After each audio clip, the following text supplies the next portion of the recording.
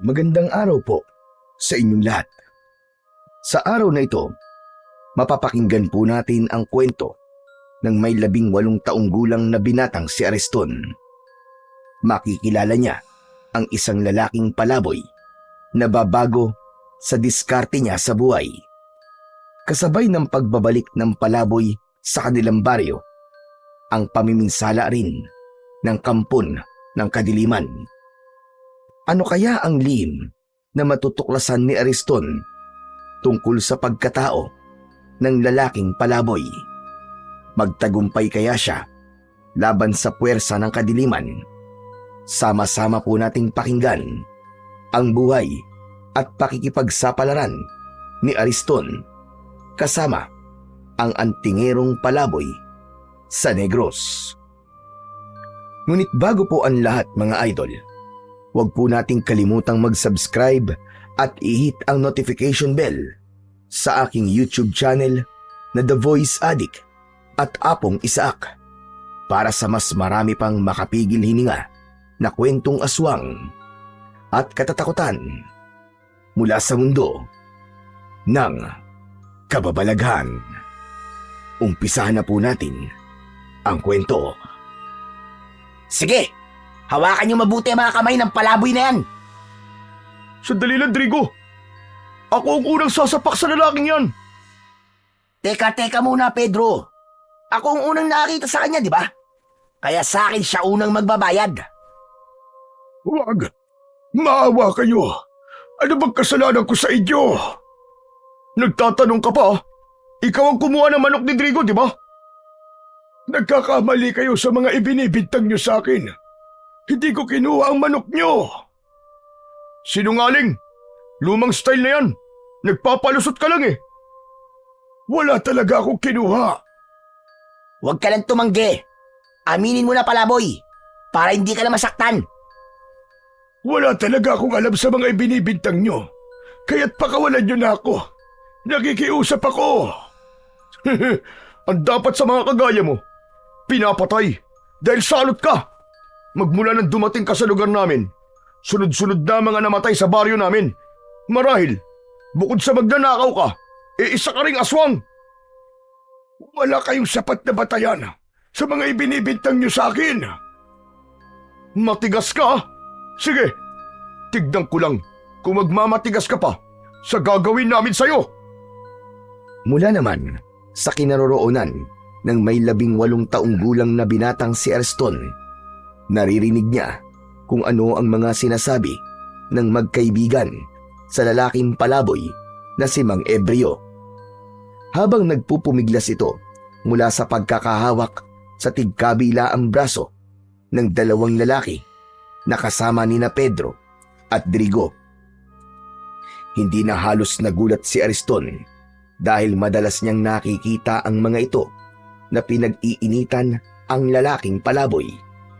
Ayaw niya sanang makialam sa problema ng iba, subalit hindi niya matiis na hayaan na lamang saktan ng mga ito si Mang Ebreo. Muling sinulyapan ni Ariston ang mga lalaking may hawak pa rin sa lalaking palaboy. Pagkalipas ng ilang sandali, pinagbababayo ng suntok ng mga lalaki ang palaboy. Bumagsak ito sa lupa habang sinasalo ang lahat ng sipa at suntok ng mga ito. Kaya naman, hindi na nakatiis ang binata. Malalaki ang hakbang ng mga paa na nilapitan niya sina Drigo at Pedro. Kasabay ng bawat hakbang, malakas siyang sumigaw para mabaling ang atensyon ng mga ito sa kanya. Hoy! Itigil niyo yan! Huwag niyo siyang saktan! Lahat ng tao ay napalingon sa gawi ng binata. Subalit patuloy pa rin ang pambubugbog ng mga ito sa lalaking palaboy. Habang unti-unting lumalapit si Ariston, napansin niya na nababalutan na ng alikabok ang katawan ni Mang Ebreo habang namimilipit ito sa labis na sakit. Muling umalingaw-ngaw ang malalakas na suntok at hampas ng sipa sa katawan nito, kasabay ng pagmumura ng mga lalaki. Sa kabila nito, Hindi man lang gumanti ang lalaking palaboy. Ni Daing ay walang narinig si Ariston. Tila ba tinanggap na lamang nito ang hapdi ng bawat hagupit ng kamao ng magkaibigan. Habang patuloy sa pambubugbog ang mga ito, dumadagundong din sa paligid ang pagtatanong ni na Pedro at Drigo tungkol sa manok na nawala. Sakto namang paglapit ni Ariston, agad niyang itinulak sa balikat sina Pedro at Drigo, kaya napalayo ito ng agwat kay Mang Ebreo na nakabulagta pa rin sa lupa. Anak ng putya, oo. Bakit ka ba nakikialam dito ha, Ariston? Kailangan ko na talagang makialam dahil hindi na tama ang ginagawa niyo. At sino ka para magsabi sa akin ng ganyan, ha? Huwag ka na magkunwari, Drigo. Alam kong gumagawa ka lang ng kwento para hindi isipin ni Pedro na ibinenta mo sa iba ang manok nyo. Di ba? Kilala kita eh. Alam ko mga ganyang style mo. Drigo, anong sinasabi ni Ariston? Anak naman ng tutyang, oo. Huwag mong sabihing naniniwala ka sa kanya, Pedro. Drigo, pwede ba? Alam mong totoo ang sinasabi ko. Nakita ko, iniabot mo ang tandang kay Mantanin, di ba? Tumigil ka. Wala kang totohanan niya sinasabi mo. Bakit? Ayaw mo bang malaman ni Pedro na ibinenta mo sa iba ang manok nyo at sinolo mo ang pera? At para hindi ka makonsensya, inilibre mo siya ng alak, di ba? Tumigil ka na. Kung ayaw mo masaktan. Drigo, totoo ba ang sinasabi ni Ariston? O ano? Sumagot ka, Drigo. Tinatanong ka ni Pedro. Bumakas ang tuwa sa muka ni Ariston nang makita ang reaksyon ni Drigo. Halata yun sa paglikot ng mga mata at pamumula ng muka ni Drigo. Kaya naman, hindi na nakatiis si Pedro at agad nitong kinuwelyuhan ang kaibigan. Drigo, sumagot ka! Totoo ba ang sinasabi ni Ariston? Oo na. Ibinenta ko nga manok natin. Bitiwan mo na ang damit ko. Kung ganun, nasaan ang kaparti ko? Hati tayo dun, di ba? Wala na eh. Naubos ko na. Anak naman ng tutsa, oo. Akala ko ba magkaibigan tayo? Bakit niloko mo ako? Sinungaling ka. Wala kang kwenta. Tinalo mo ako. Abalyang binitiwan ni Pedro ang damit ni Drigo. Saka tuluyang umalis at naglakad papalayo sa kanilang kinaroroonan. Kaya naman, galit na hinarap ni Drigo si Ariston. Lintik kang buwisit ka. Pakialamero ka talaga kahit kailan, Ariston. Dala ng matinding galit ni Drigo kay Ariston, agad itong nagpakawala ng malakas na suntok. Tumama yun sa kanyang muka, ngunit hindi siya natinag. Sumugod na rin ang dalawa pa nitong mga kasama at pinagtulungan siya ng mga ito na bugbugin. Sa simula, nagawa niyang sabayan ang mga suntok at sipa ng dalawang lalaki. Mabilis ang kanyang mga kamao, kaya't ilang beses niyang napabagsak ang kalaban, kasama na si Drigo. Subalit habang lumilipas ang mga sandali, nagsimulang bumigat ang galaw ni Ariston at unti-unting nauubos ang kanyang lakas. Sa pagkakataong yun, nagsabay-sabay na ang tatlo sa pag-atake sa kanya. Dahil dito, hindi na iwasan ni Ariston ang pagtama ng kamao ng mga ito sa kanyang katawan. Bawat hampas ay nagdulot ng matinding hapdi sa kanyang kalamnan. Hanggang sa huli, nawalan ng lakas si Ariston at tuluyang bumagsak sa malamig na lupa. Hingal na hingal at halos hindi na makatayo. Hindi nagtagal, pinakawalan ni Drigo ang malalakas na suntok. Sinunggaban nito si Ariston sa damit at sa tindi ng galit nito, binayo ng suntok sa muka ang binata. Dumugo ang labi at ilong ni Ariston at sa bawat suntok, nag-iwan ito ng pasa at sugat sa kanyang muka. Hindi pa nakontento, Sinipa pa siya nito sa tagiliran, dahilan upang mapaubo si Ariston sa labis na sakit. Ang lupa ay nabahira ng dugo at ang hangin ay napuno ng mga ungol ng sakit mula sa bibig ng binata. Sa gitna ng karasang yun, biglang dumating si Lolo Castor. Mga walang hiya kayo!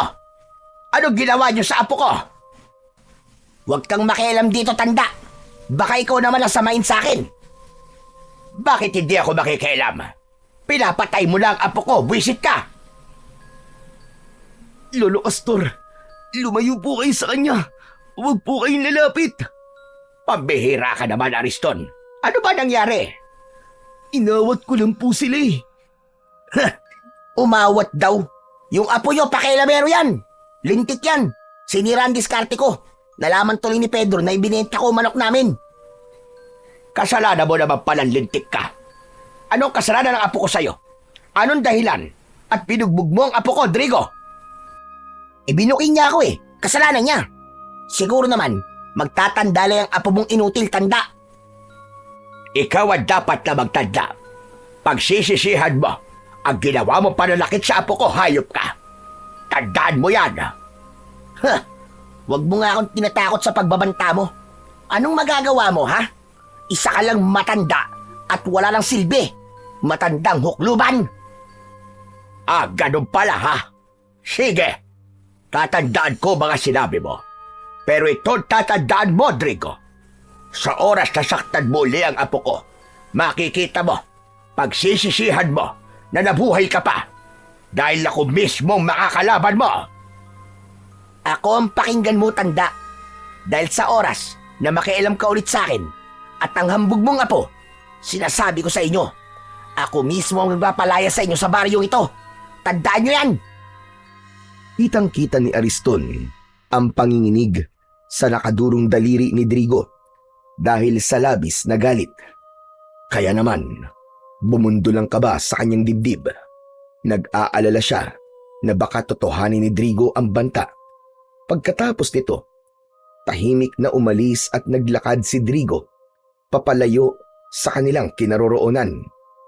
Kasunod nun, naramdaman ni Ariston ang pamimigat ng talukap ng kanyang mga mata at tuluyan na siyang nawalan ng malay.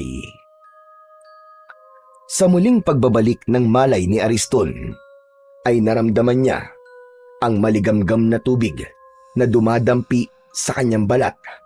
Kasabay nito, naririnig din niya ang mahihinang bulong ng matanda sa pagsambit nito ng isang orasyon.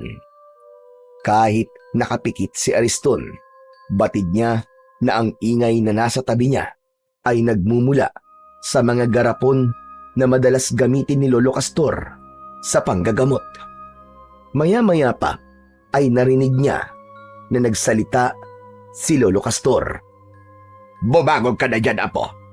Alam kong gising ka na. Kailangan natin na mag-usap.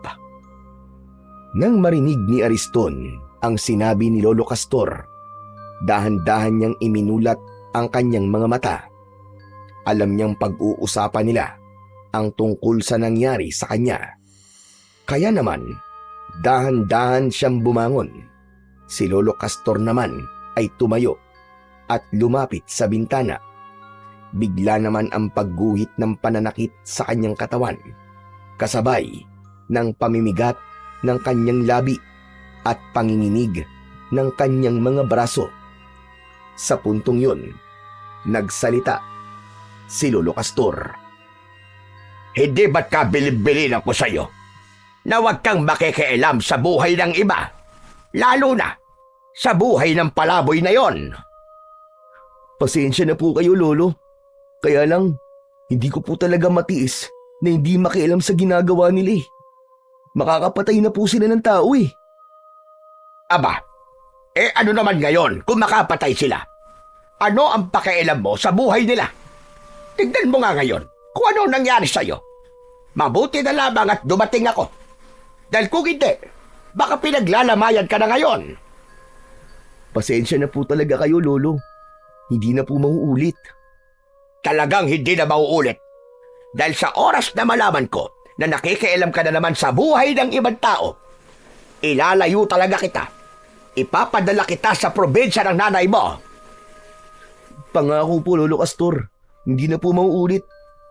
Huwag niyo lang po akong ipadala sa probinsya ni nanay. Huwag kang mangako. Gawin mo. Bihira ka talaga, bata ka, oo. Palagi mo na lamang pinapasakit ang ulo ko.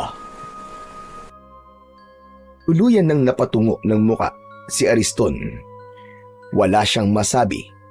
Aminado naman siya na nagkamali siya. Ilang beses siyang napapasama sa gulo nang dahil sa pangingialam niya sa buhay ng may buhay. Iniisip niya na tumulong sa iba pero hindi naman siya nag-aalala para sa kaligtasan niya. Kaya sa huli, bugbog sarado ang inaabot niya. Si Lolo Castor lamang ang natitira niyang pamilya magmula nang mamatay ang kanyang mga magulang. Si Lolo Castor ay isang mahusay na albularyo sa kanilang baryo. Naging sikat ang matanda dahil sa husay nitong manggamot. Kaya naman, yun na rin ang naging hanap buhay ng matanda pagkatapos itong tumigil sa pananabas ng tubo.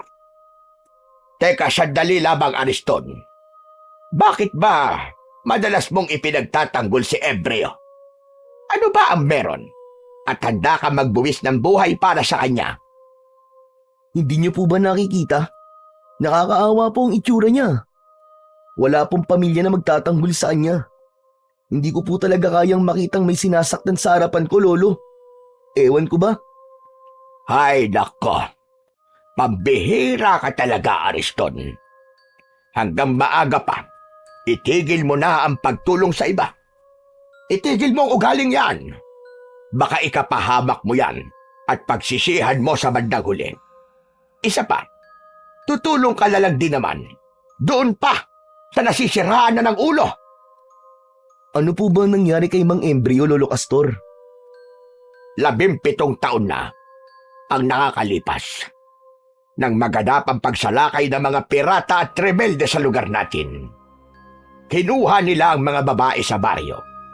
Pinagsamantalahan sa harap ng kanilang mga asawa at ang mga sanggol noon na edad 1 taon.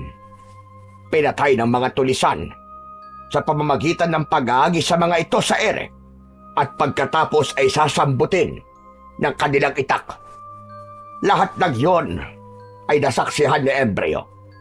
Namatay ang kanyang pamilya sa mismong harapan niya. Kaya po ba nasiraan ng ulo si Mang Embryo at naging isang palaboy?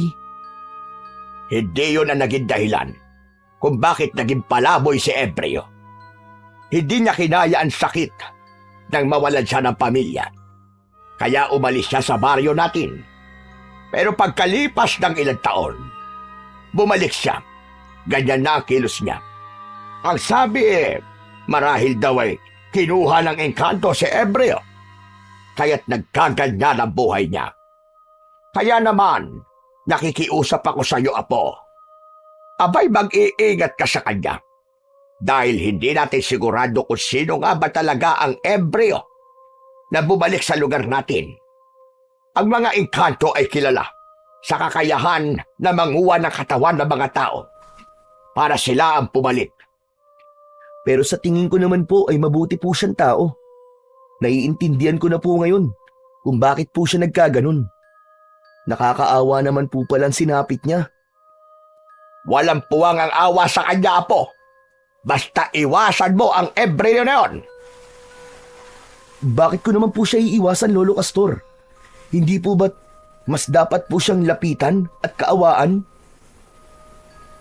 Dahil magmula nang bumalik siya sa baryo natin, sunod-sunod na ang pagkamatay ng mga tao sa lugar natin.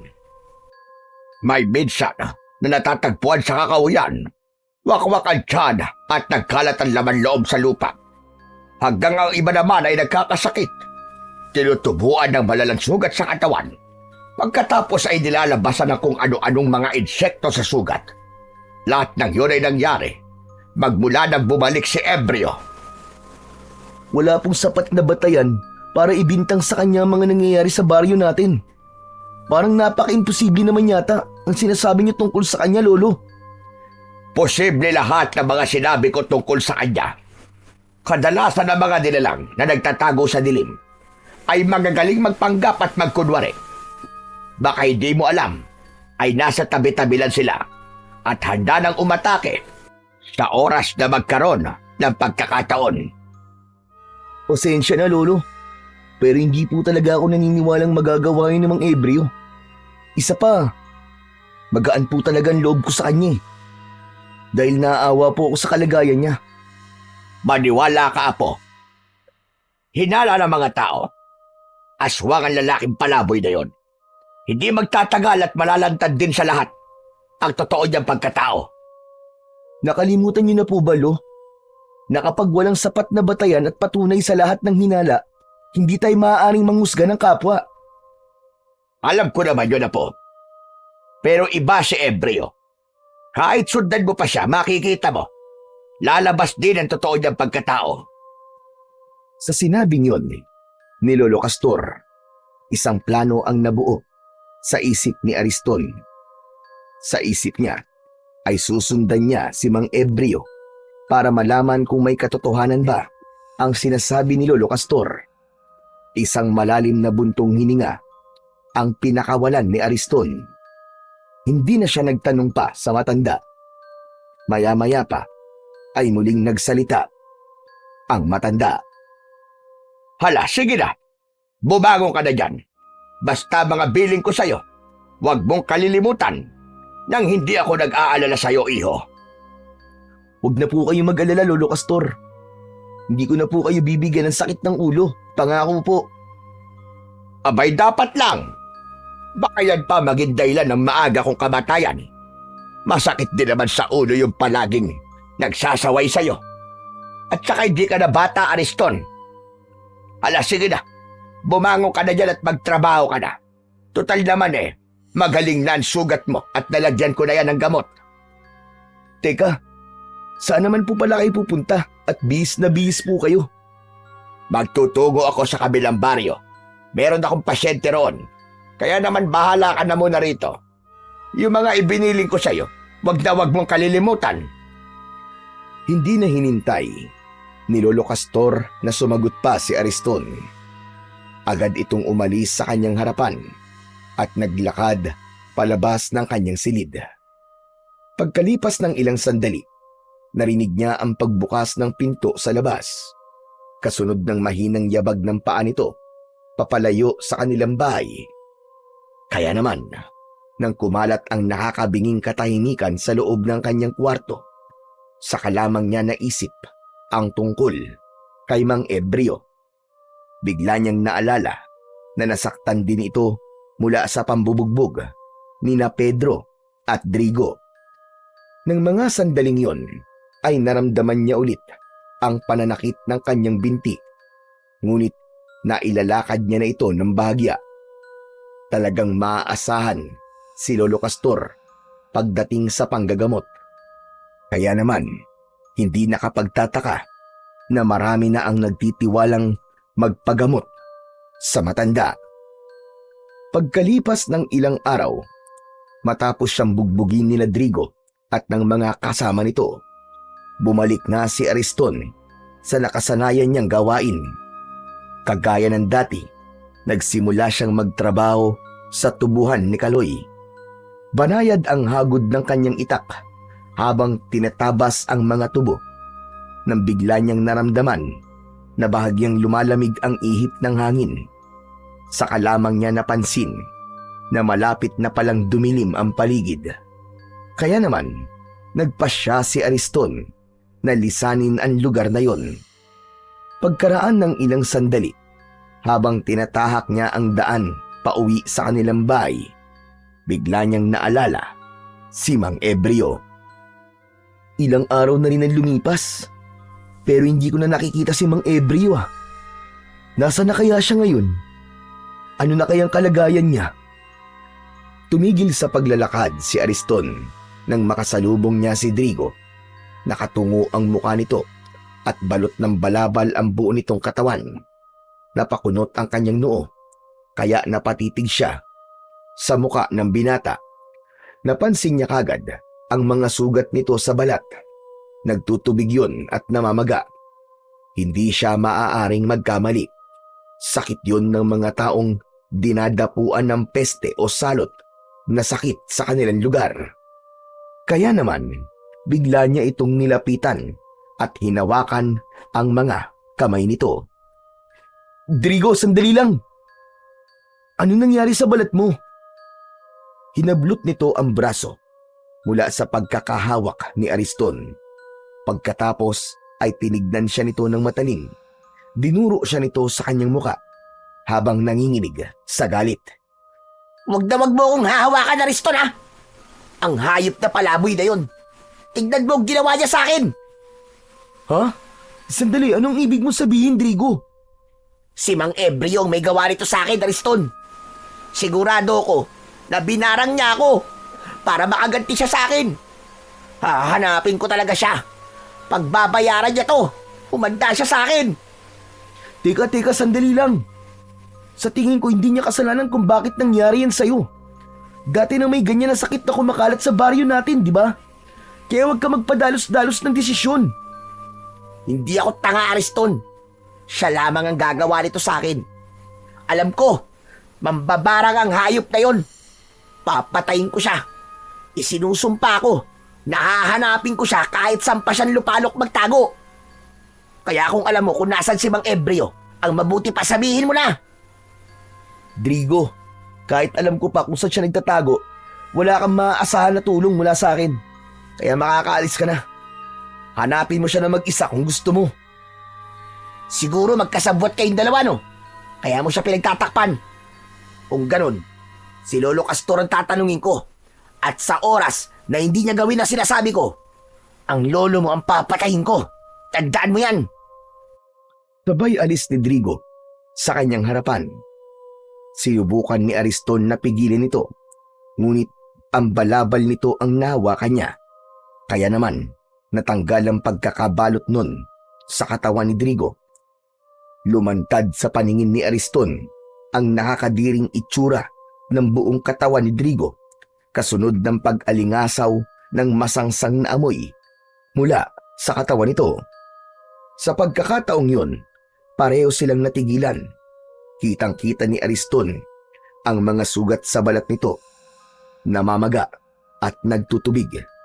Ang bawat paligid ng sugat ay nangingitim na at may mabahong likidong tumutulo na tila nana. At habang pinagmamasdan ni Ariston ang sugat sa katawan ni Drigo, lumabas mula sa sugat nito ang buhay at maliliit na ipis. Nagtatatalon si Drigo na pilit na pinipispisan ang sarili nitong sugat upang matanggal ang mga isip.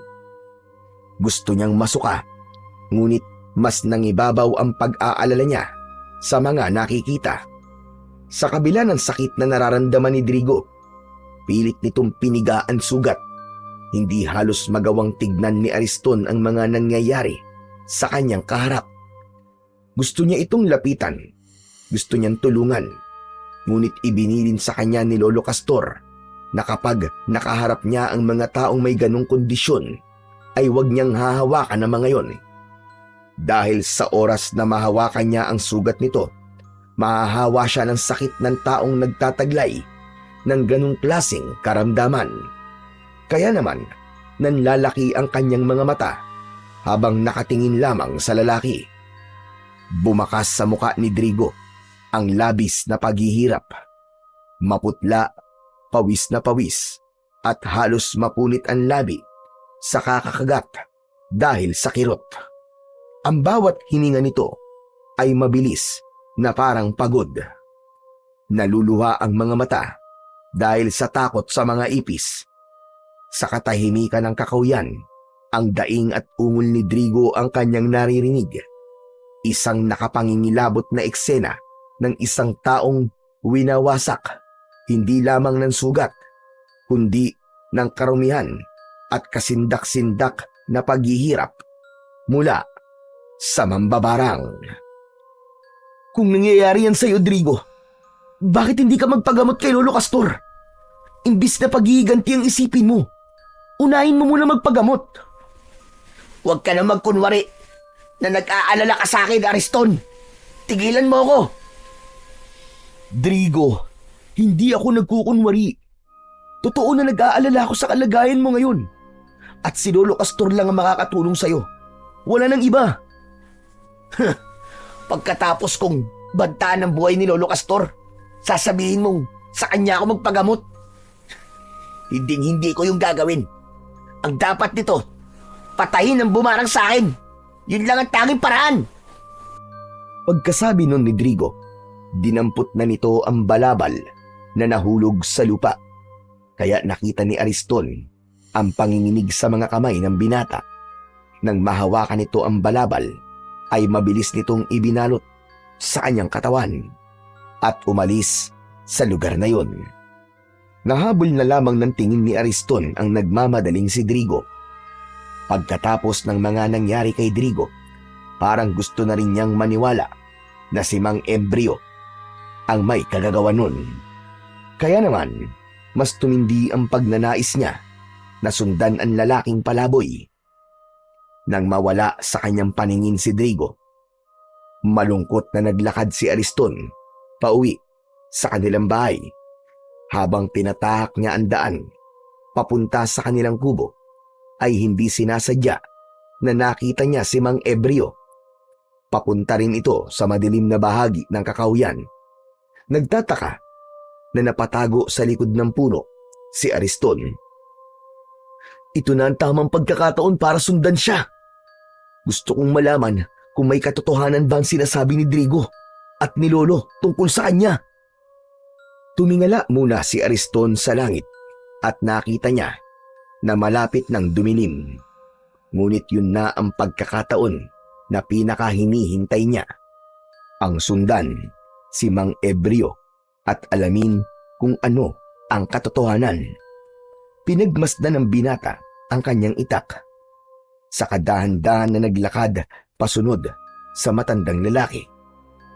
Maingat at magaan ang kanyang pagakbang para hindi nito mahalata na sinusundan niya si Mang Ebreo.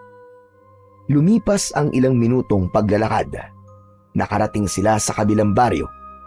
Mula sa kanyang pinagkukublihan na puno, tanaw niya na lumapit si Mang Ebreo sa pintuan ng isang babaeng may tindahan ng tinapay. Nang hihingi ang lalaki sa ginang. Sa una ay hindi muna ito kumilos sapagkat kinilala muna nitong mabuti si Mang Ebreo. Ngunit hindi nagtagal ay nagbigay rin ang babae ng tinapay kay Mang Ebreo. Nang matanggap nito ang tinapay, ay muli itong nagpatuloy sa paglalakad. Kinailangan ni Ariston na magpalipat-lipat sa mga puno na madadaanan niya habang hindi inaalis ang paningin sa ginagawa ng lalaking palaboy. Maya-maya pa ay huminto naman si Mang Ebreo sa tapat ng isang magandang bahay. Nakita niya na kumakatok ito sa pinto at nanghihingi ng pagkain. Subalit ipinagtabuyan ito at ipinahabol pa sa aso. Hindi inaasahan ni Ariston na masasaksihan niya ang ganong ugali ng mga tao.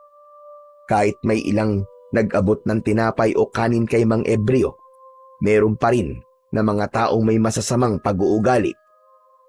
Pagkalipas ng ilang oras na paglalakad at pagmamakaawa para sa pagkain, tuluyan na itong umalis, dala ang kaunting piraso ng tinapay na nakasilid sa basang tela nito.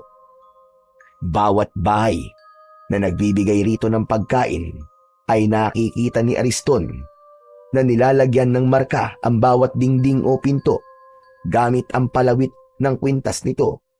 Kaya naman, napapaisip si Ariston kung bakit ginagawa yon ni Mang Ebreo. Teka, bakit kaya nilalagyan niya ng tanda ang bahay ng mga taong nagbibigay sa kanya ng tinapay? At ang hindi naman nagbibigay sa kanya ng pagkain ay nilalagyan niya ng X na marka. Para saan kaya yun? Napakunot ang noo na bulong sa sarili ni Ariston. Muli niyang ipinagpatuloy ang pagsunod kay Mang Ebreo habang ang paligid ay unti-unti nang binabalot ng dilim. Bumakas ang pag-aalala sa dibdib ni Ariston. Kailangan niyang makabalik kagad sa bahay nila upang hindi malaman ng matanda ang pinaggagawa niya habang wala ito. Mabuti na lamang at naisipan ni Mang Ebreo na bumalik sa gubat. Tinaak nito ang daan papunta sa kakahuyan.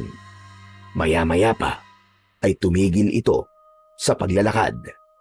Sa tapat ng isang maliit na matandang punong balete, lumapit si Mang Ebreo. Inilapag nito ang daladala at umupo sa isang batong nababalutan ng damo. Pagkaraan ng ilang sandali ng pagpapahinga, sinimulan nitong buksan ang tinapay at marahang isinubo sa bibig. Dahan-dahang nginunguya na para bang bawat mumo ay mahalaga. Ang katahimikan ng paligid ang nagsilbing saksi sa kalungkutan ng buhay ni Mang Ebreo. Sa kabilang dako naman ng kakahuyan, nakatago si Ariston habang nakatingin pa rin sa ginagawa ng lalaking palaboy. Wala naman ako napapansin na kakaiba sa kanya.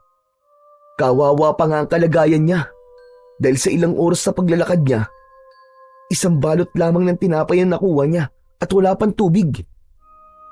Muli siyang napatingin sa gawi ni Mang Ebreo. Kasunod nito ay maingat siyang nagpalipat-lipat sa mga puno upang hindi maramdaman ni Mang Ebreo ang presensya niya. Ang kanyang mga mata ay nakatutok sa bawat kilos ng matanda.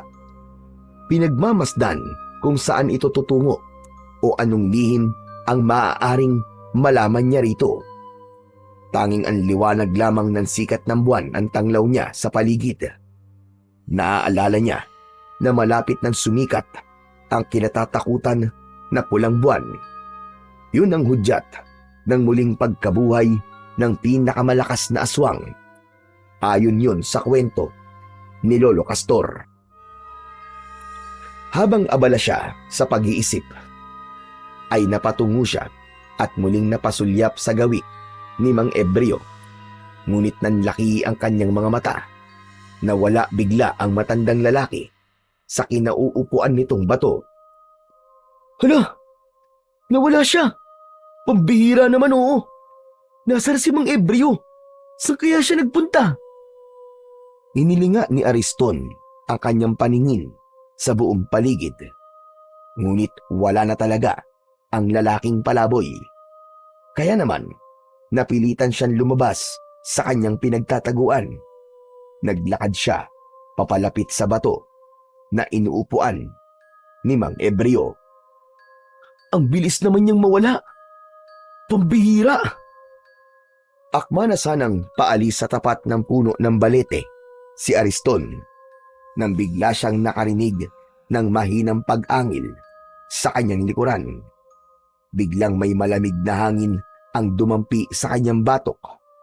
Napalingon siya at doon niya nakita ang isang nilalang na tahimik na nakatayo sa kanyang likuran. Nakangising tumutulo ang malapot nitong laway. Ang nilalang ay matangkad, payat, ngunit litaw ang matitigas na buto sa ilalim ng balat. Ang muka ay pahaba, may malalaking mata na kulay dilaw na kumikislap pa nga sa dilim. Ang bibig nito ay nakanganga at mula roon nakalitaw ang mahahabang pangil na tila panghayop habang ang dila ay mahaba. Ang mga kuko nito ay matutulis, kasing haba ng patalim at ang balat ay kulay abong nanunuyo, parang balat ng bangkay. Mula sa likuran nito ay umaalingasaw ang amoy ng nabubulok na laman ng tao. Nakakasulasok at nakakapangilabot. Nanlamig ang buong katawan ni Ariston. Ang kanyang dibdib ay bumilis ang tibok at ang kanyang mga tuhod ay nanginig na parabang nawawala na siya ng lakas. Ramdam niya ang paggapang ng takot mula ulo hanggang talampakan at ang kanyang lalamunan ay nanuyo na tila ayaw maglabas ng tinig. Gusto niyang kumilos pero nanigas ang kanyang mga kamay at sa kanyang mga mata ay malinaw na nakikita ang panganib. Isang halimaw na handang lapain siya anumang oras sa pagitan ng katahimikan ng kagubatan at ng malupit na anyo ng nilalang.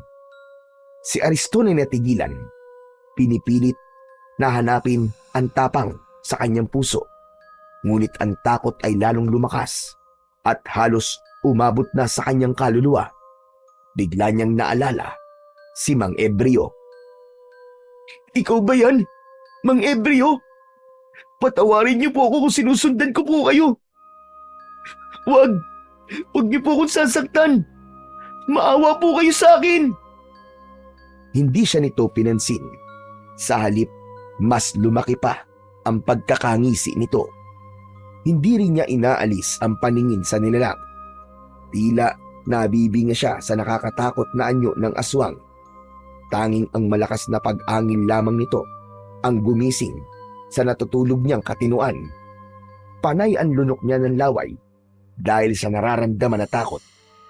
Dahan-dahan lumapit ang nilalang sa nakatulalang si Ariston.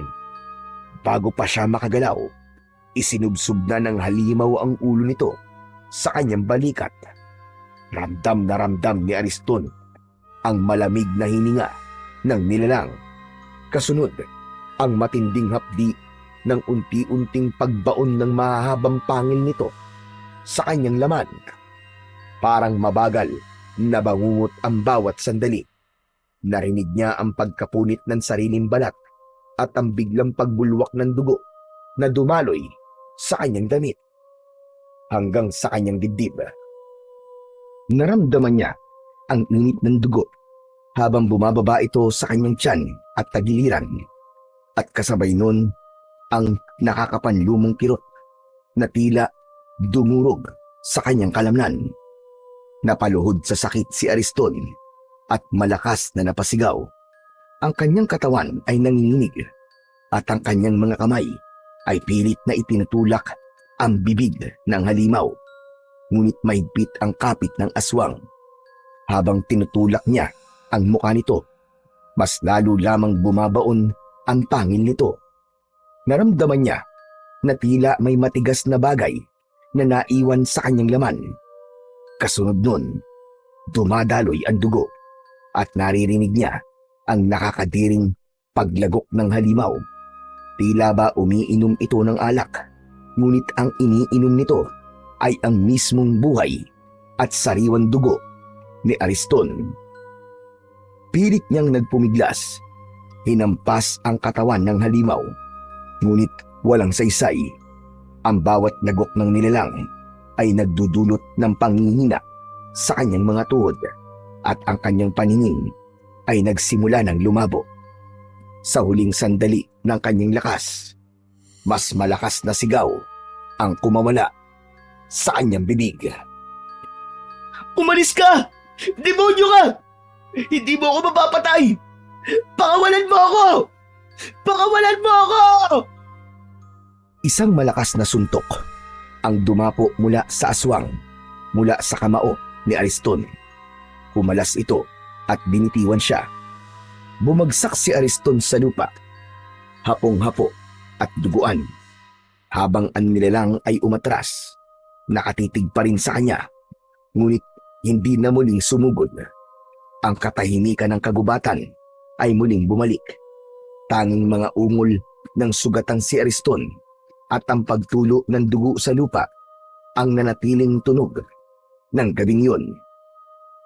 Maya-maya pa ay biglang nagsalita ang nilalang na umatake sa kanya. Himula ngayon, kabilang ka na sa mga alagad ko. Nagtagumpay ako. Inilinga ni Ariston ang paningin sa paligid. Umaasa siya na merong tutulong sa kanya.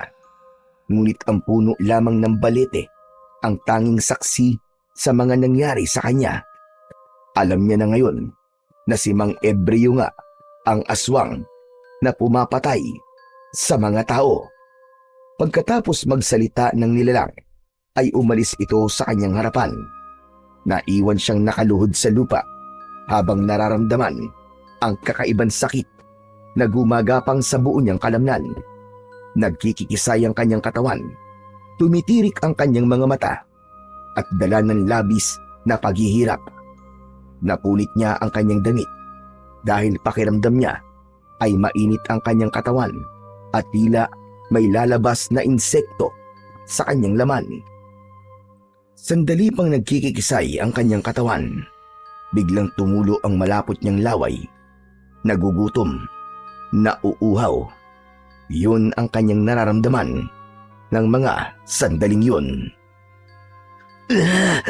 Anong nangyayari sa akin? Hindi maaari! Kahit hindi nakikita ni Ariston ang kanyang sarili, natitiyak niya na nahawahan na siya ng aswang. Isa na siyang ganap na halimaw. Hindi siya maaaring magkamali dahil ang nararamdaman niyang gutom at uhaw ay hindi para sa normal na pagkain, kundi sa karne ng tao. Napayuko si Ariston, hingal at duguan, nang biglang may dumaloy na kakaibang init sa kanyang mga ugat. Mula sa kaibuturan ng kanyang dibdib ay sumiklab ang isang malakas na kapangyarihan, at sa isang iglap ay nagliyab ng malaapoy na liwanag ang kanyang buong katawan. Ang paligid ay nabalot ng maningning na kulay pulang liwanag. Tila apoy na hindi nakakasunog, ngunit umaalab ng kakaibang lakas. Ang kanyang damit na punit-punit ay dahan-dahang nilamon ng liwanag hanggang sa tuluyang maglaho ang mga bakas ng pagkasira. Maging ang malalim na sugat sa kanyang balikat na kanina lamang ay umaagos ang dugo, ngayon ay mabilis na naghihilom, na parabang hindi ito kailanman nagkaroon ng sugat. Ang bigat at sakit sa kanyang katawan ay napalitan ng kakaibang lakas.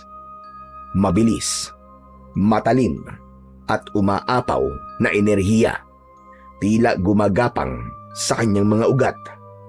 Tumayo ng naguguluhan si Ariston at ubod lakas na sumigaw. Anong nangyayari sa akin? Anong nangyayari sa akin? Sa kabila ng kanyang pagtataka, mas pinili niyang maghanap ng pagkain na tatanggal sa nararamdaman niyang gutom. Biglang bumilis ang kanyang mga kilos. Ang kanyang mga mata ay nagniningning na parabang mata ng isang mabangis na nilalang. Sa di kalayuan, napansin niya ang isang usa na namamahinga sa ilalim ng isang punong kahoy.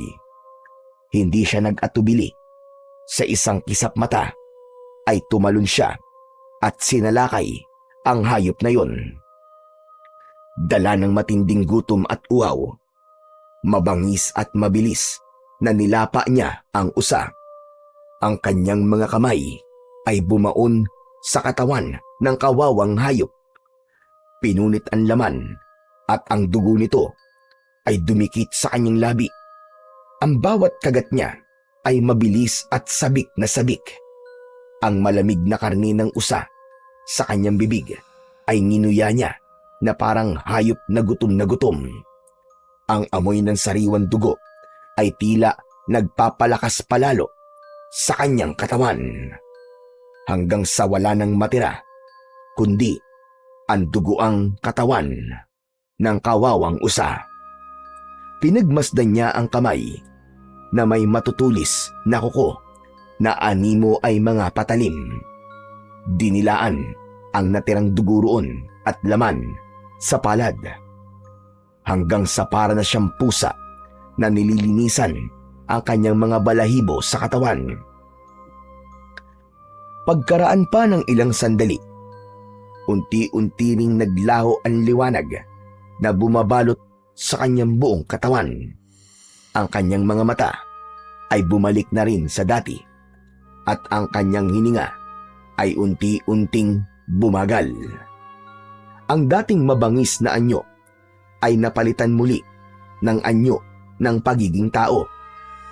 Parang isang panaginip lamang ang lahat. Ngunit damang-dama niya ang lakas na ibinigay sa kanya ng kapangyarihan. Mabilis siyang kumilos at sa hindi maipaliwanag na bilis ay nakabalik kagad siya sa kanilang bahay. Doon sa tapat ng kanilang pintuan, sa katahimikan ng gabi, nanatili si Ariston. Bit-bit ang hiwaga ng kapangyarihang bumalot sa kanyang buong pagkatao. Isang lihim na siya lamang ang nakakaalam. Isang pangalan ang biglang sumagi sa kanyang isipan. Bumakas ang matinding galit sa kanyang muka. Pagbabayaran niyang ginawa niya sa akin. Ako mismo ang papatay sa iyo, Mang Ebreo. Natitiyak ko. Ikaw lang. Ikaw ang may gawa nito sa akin. Nakuyom ni Ariston ang kanyang kamay. Galit na galit siyang nakatingin sa nakasaradong pintuan. Maingat siyang pumasok sa loob ng kubo. Magaan ang hakbang ng paa upang maiwasan ang ingay. Isinumpa ni Ariston sa kanyang sarili na tatambangan niya ang lalaking palaboy at papatayin upang makaganti sa lahat ng mga nangyari sa kanya. Ni hindi na niya ginising si Lolo Castor. Diretso siyang pumasok sa loob ng kanyang silid. Naupo siya sa gilid ng katre. Isang malalim na buntong hininga ang pinakawalan ni Ariston bago siya nahiga sa kanyang higaan. Pagkatapos ng mga nangyari sa kanya ng gabing yun, agad na nakatulog si Ariston sa labis na pagod. Hindi niya namalayan na merong isang anino ng nilalang na nakatingin sa labas ng kanyang bintana. Nakangiti at punong-puno ng pag-asa na naisakatuparan na nito ang binapangarap. Ang bumuo ng isang pinakamalakas na aswang. Kinabukasan ay nagising si Ariston sa mainit na sinag ng araw na tumatama sa kanyang muka. Wala siyang balak lumabas ng bahay dahil hindi na siya katulad ng isang normal na nilalang na makakatagal pa sa init ng araw. Dahan-dahan siyang bumangon sa kanyang katre upang isara ang nakabukas niyang bintana. Kaya naman, napansin niya na nagkaroon ng mga pulang guhit ang kanyang balat. Maputla at may bahid ng dugo. Maya-maya pa ay narinig ni Ariston ang boses ni Drigo sa loob ng kanilang sala. Nais na nitong magpagamot sa matandang albularyo na si Lolo Castor dahil hindi na nito kaya ang labis na sakit na nararamdaman. Pagkatapos na marinig ni Ariston ang pakiusap na yun ni Drigo, lumapit siya sa pintuan at sinilip ito sa siwang ng dingding. Parang awa niyo na, Lolo Castor. Iligtas niyo ako. Tulungan niyo ako. Hindi ko na talaga kaya. Hindi ko na kayang matagalan ang sakit na nararamdaman ko. Yan ang napapala ng masasamang tao na kagaya mo. Tatanggapin ko po ang lahat ng masasakit na salita na sasabihin niyo, Lolo Castor. Basta't tulungan niyo lang po ako. Nagmamakaawa po ako sa inyo. Tulungan niyo ako. Tulong para saan? Para mapagalingin ang malakas na barang sa katawan mo? Wala nang gamot ang makakapagpagaling sa'yo. Maliban na lamang kung papatayin mo ang may gawa niyan sa'yo. Handa akong pumatay. Gumaling lang ako sa sakit ko to. Kung totoong barang ito, sino ang hayop na yun na gumawa nito sa akin? Sa tingin ko, si Ebreo ang may gawa niya sa'yo. Kaya kailangan mong patayin siya para ikaw ay gumaling. Sa isang bahagi ng silid ay napapangiti si Ariston. Dalawa na silang maghahanap sa lalaking palaboy. Tila nawala ang kabutihan sa puso ng binata. Natutuwa siyang may ibang tao na gagawa sa mga binabalak niyang gawin para kay Mang Ebreo. Ngunit sa puso niya ay ninanais niyang siya ang unang makakakita sa lalaking palaboy dahil ang gusto niya, siya mismo ang papatay kay Mang Ebreo. Pagkatapos mag-usap sina Lolo Castor at Drigo, nagpaalam na ang binata sa matanda. Samantalang si Ariston naman ay nanatiling nakikiramdam sa kilos ng matanda sa labas ng sala. Bigla niyang napansin na papalapit sa kanyang silid ang kanyang Lolo Castor.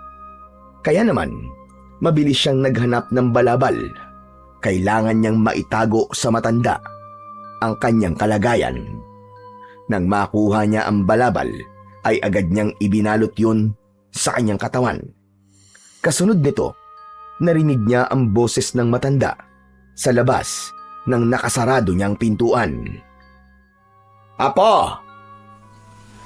Apo! Ariston! Gumising ka na dyan. Nakaluto na ako ng almusal natin. Hala, sige na. Halika na rito. Sabayan mo na akong kumain. Mamaya na lamang po ako, Lolo Castor. Masama lang po ang pakiramdam ko. Mauna na po kayo. O sige, ikaw mabahala. Mauna na akong kumain ha. Kailangan ko pa magpunta sa bahay ni Pedro. Nabalitaan mo na ba nangyari kina Drigo at Pedro? Po? Hindi pa po.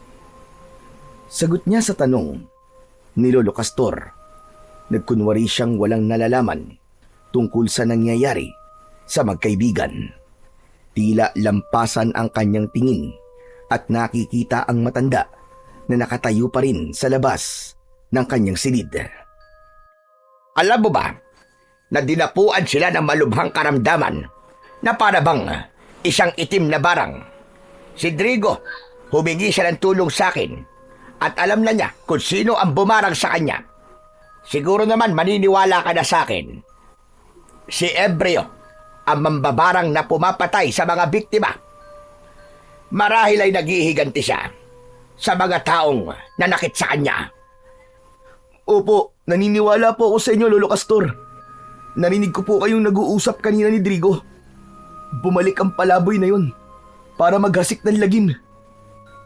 Nagkiskisan ang mga ngipin ni Ariston sa labis na galit. Nakuyom niya ang kanyang kamao. Sa isip niya ay hihintayin lamang niya ang pagsapit ng gabi at aabalahin niya ang kanyang sarili sa paghahanap sa lalaking palaboy. Hindi na nagsalita si Lolo Castor sa labas ng kanyang silid. Narinig niya ang mga yabag ng paa nito papalayo sa tapat ng pinto. Isang malalim na buntong hininga ang pinakawalan ni Ariston bago siya bumalik sa higaan. Ilang saglit lang ang lumipas ay muli siyang nakatulog. Hindi niya na namalayan kung gaano kabilis lumipas ang mga oras. Pagkagising ng binatang si Ariston, nagulat siyang madilim na naman ang paligid. Agad niyang kinuha ang kanyang itak na nakasabit sa dingding at sa bintana siya dumaan. Paglapat ng kanyang mga paa sa lupa, mabilis niyang tinahak ang daan papunta sa kakahuyan. Pagsapit niya sa gitna ng kagubatan, malinaw niyang nakikita ang daan dahil sa maliwanag na sikat ng buwan. Batid niya na doon dadaan si Mang Ebreo. Kaya naman, naghintay siya ng ilang minuto habang nakatago sa likod ng puno ng balete. Hindi nga nagtagal, nakita niyang papalapit sa balete si Mang Ebreo. Pasa nito ang isang lumang sako na puno ng kalakal. Mabagal ang hakbang ng matanda, tila ba pagod sa maghapong panlilimos ng pagkain. Naalala ni Ariston kung paano siya nito kinagat sa balikat Isang bagay na lalong nag-udyok sa kanya upang harapin ito ngayong gabi. Nang tuluyang makalapit si Mang Ebrio, mabilis na lumabas si Ariston mula sa kanyang pinagtataguan at hinarangan ito sa daan. Bago pa makagalaw ang matanda, itinaas na ni Ariston ang kanyang itak at itinutok yun sa dibdib ni Mang Ebrio. Bumakas ang gulat at pagtataka sa anyo ng matandang lalaki. Anong ibig sabihin yan? Umasta ito na parang nasisiraan ng ulo. Nagsasasayaw na patuloy sa pagkukunwari. Ngunit sa inis ni Ariston, inatake niya ito ng taga sa katawan na agad naman itong naiwasan. Sumeryoso ang mukha nito na tumingin sa kanya. Nawala ang bakas ng pagiging siraulo ni Mang Ebrio. Buong kahandaan na napaatras ito ng hakbang. Ngunit ang mga mata ay nanatiling nakatingin sa kanyang kamay na may tangan na itak. Unti-unting nagbago ang anyo ni Ariston. Mula sa pagiging tao ay naging isang halimaw ito na umaangil ng dahil sa labis na puot at galit. Ni hindi nagulat ang kaharap. Tila alam na nito na may hawa siya ng pagkaaswang. Kaya naman, mas lalong gumapang ang galit sa dibdib ni Ariston. Dito na magtatapos ang pagtatago mo, hayop ka! Pati ako, dinamay mo. Hinawaan mo ako ng pagiging aswang mo. Kaya naman, papatayin na kita ngayon! Mariin at galit na sambit ni Ariston habang kumikislap ang talim ng itak sa ilalim ng sinag ng buwan. Ang kanyang mga braso ay nanlalakas. Patuloy sa paghakbang papalapit sa lalaking natitigilan. Wala akong alam sa mga sinasabi mo, Ariston. Kagabi, sinundan kita. Ngunit biglaan nawala.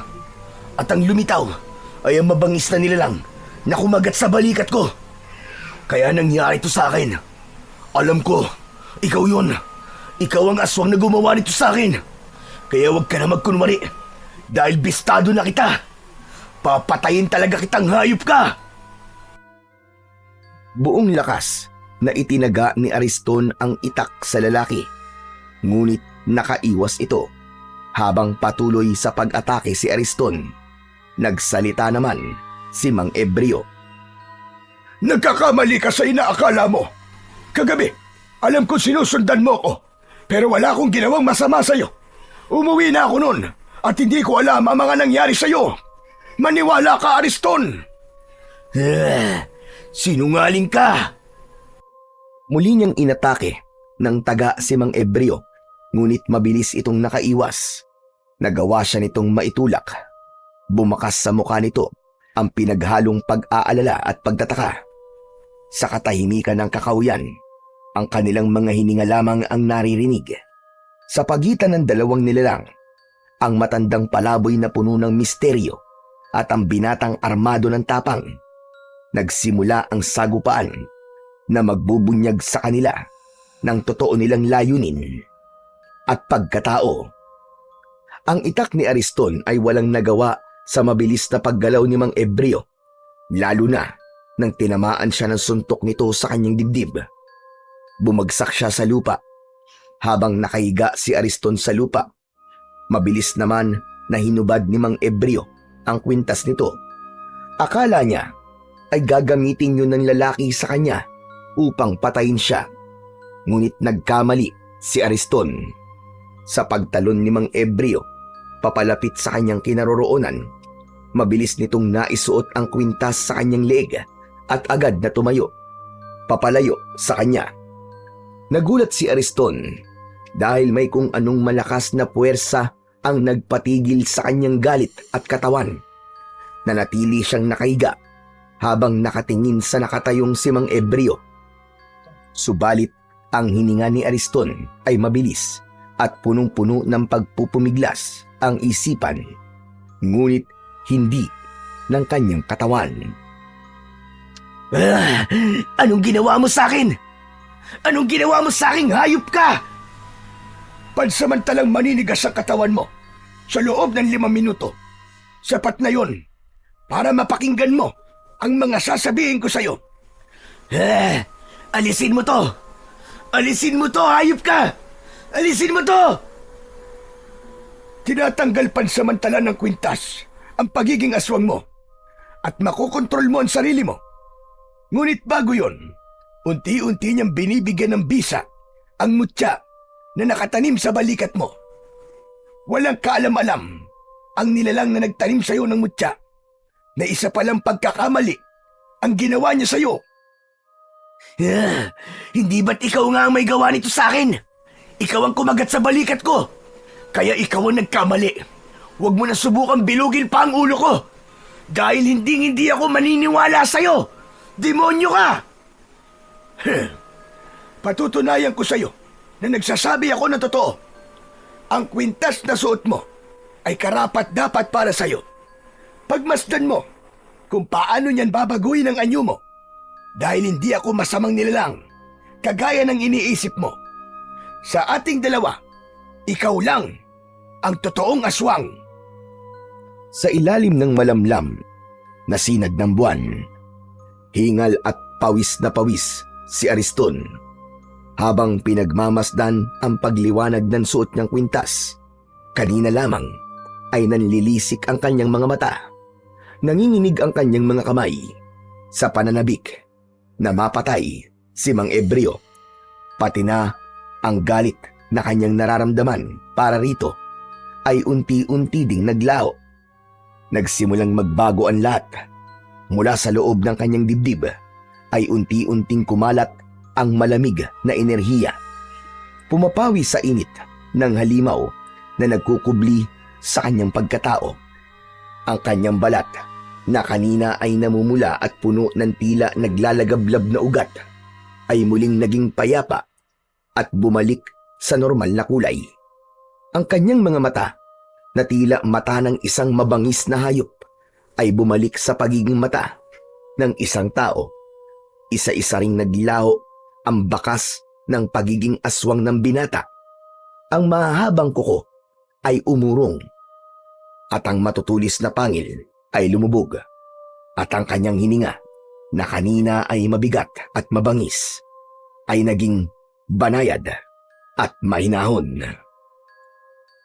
Ang kanyang katawan na parang kinokontrol ng halimaw ay muling napasunod sa kanyang sariling kalooban. Sa wakas, nakaluhod na siya sa lupa. Hawak-hawak ang kwintas na tila yun lamang ang pag-asa niya para maging tao. Si Ariston, na nilamon ng pagiging halimaw, ay muling naging tao.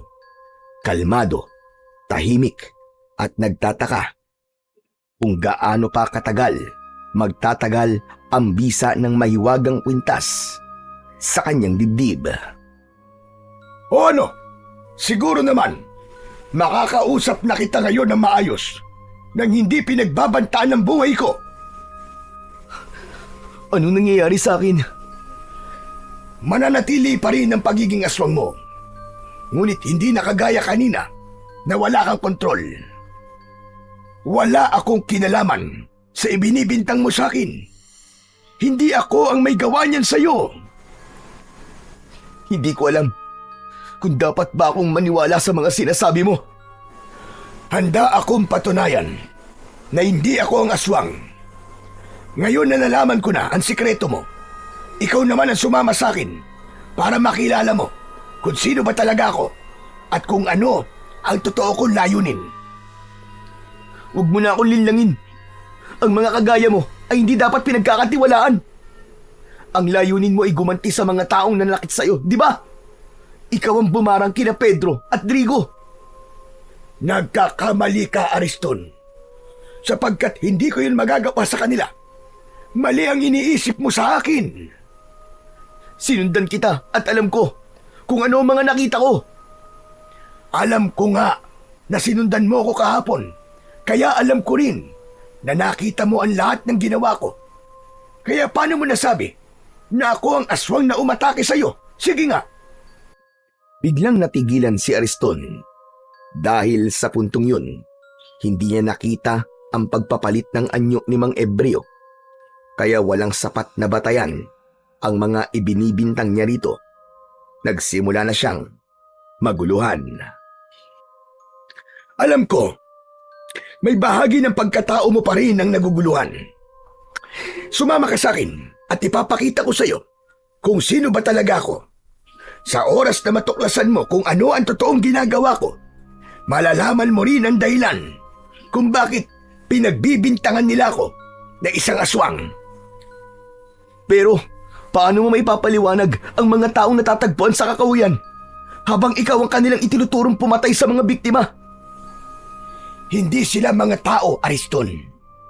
Sila ang mga pinapatay ko na halimaw at pagsapit ng umaga ay bumabalik sa totoo nilang anyo bilang isang normal na tao. Biktima sila ng mambabarang na gumagawa ng aswang. Ngunit hindi rin naman sila maaaring mabuhay kahit biktima lang sila, sapagkat magagawa pa rin nilang pumatay ng tao kagaya ng mga nangyari sa iyo ngayon. Anong ibig mo sabihin? Nang gabing sinundan mo ko, alam ko na meron pang isang nilalang ang nakasunod sa atin. Kaya naman, nagkunwari akong nagpapahinga sa ilalim ng puno ng balete. Dahil alam ko, ng mga sandaling yon, ikaw talaga ang totoong pakay ng nilalang. Balak kanyang gawing aswang at supremo ng kanilang samahan.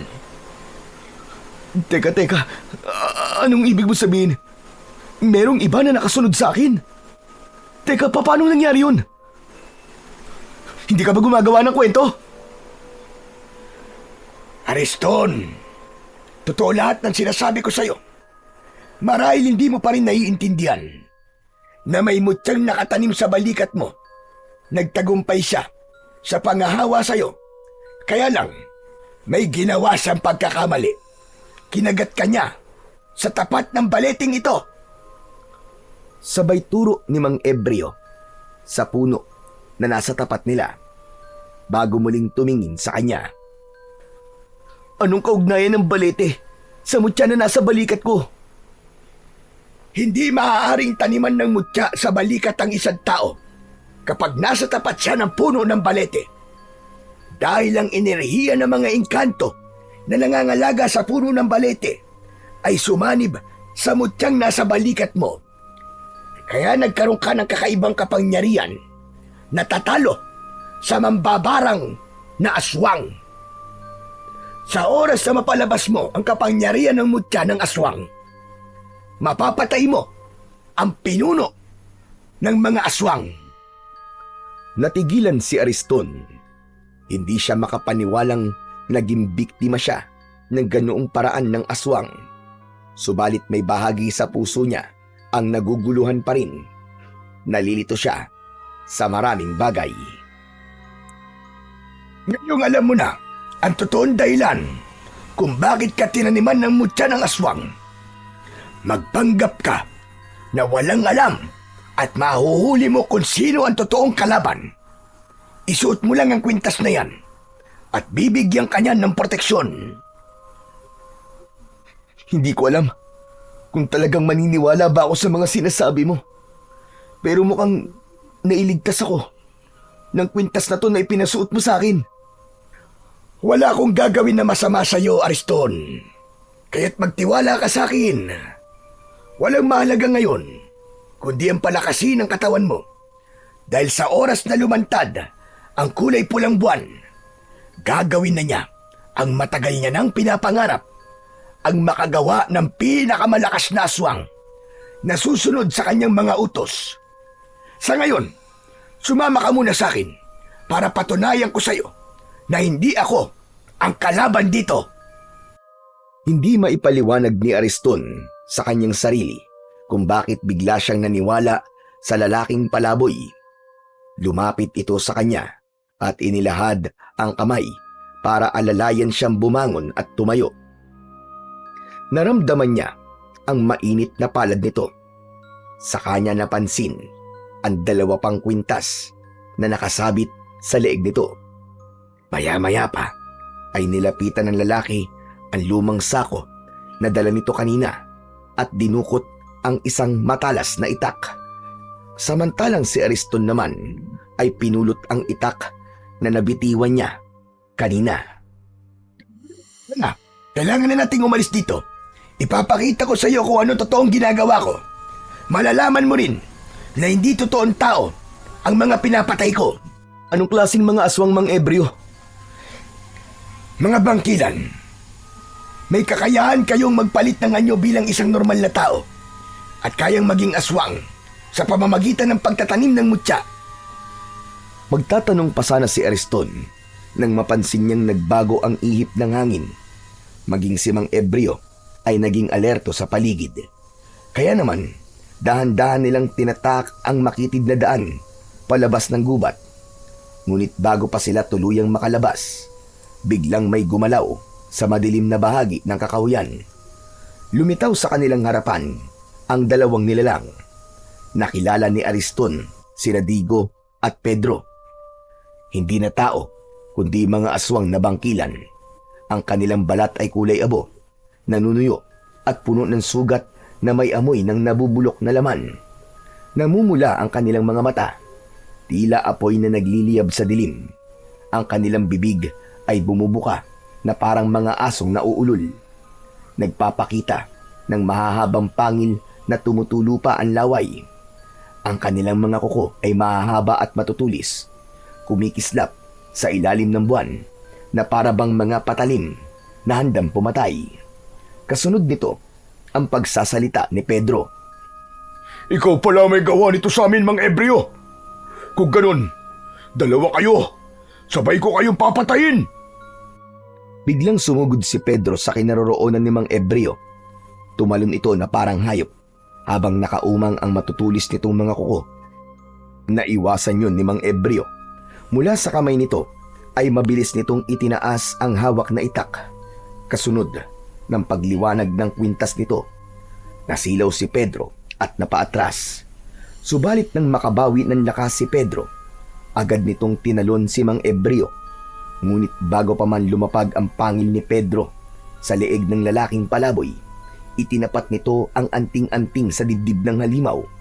Kasunod ng pagtarak ng talim nito sa dibdib ni Pedro. Biglang nagliyab ang katawan ni Pedro at sa isang iglap ay bumagsak itong naglalagablab.